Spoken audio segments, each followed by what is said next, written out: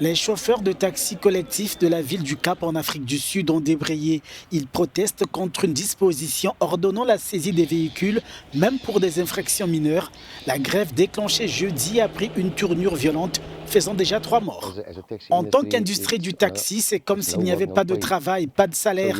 Alors oui, nous en ressentons les effets, surtout pour les propriétaires. C'est comme des acomptes sur les véhicules qu'il faut payer. En fin de compte, ils en ressentent les effets. Nous en ressentons tous les effets.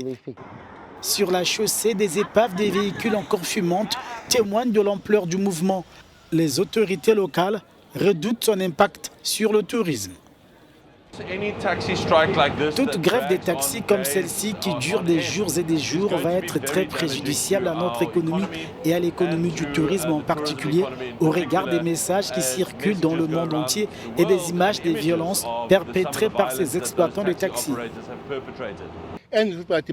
Tout le monde doit ravaler sa fierté, tout le monde doit cesser d'être arrogant et cela se fait non pas aux dépens des personnes qui refusent de résoudre le problème.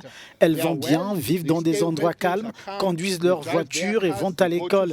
Mais les gens qui souffrent, ce sont des enfants noirs ordinaires. Le Conseil national sud-africain des taxis a déclaré que 6 000 véhicules avaient été saisis depuis le début de l'année, rendant irrévocable leur action.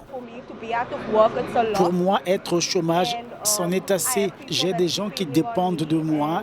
Manquer le travail, c'est difficile et ce n'est pas toujours ce que mes patrons veulent savoir. Ils veulent que nous soyons au travail, ils veulent que nous produisions.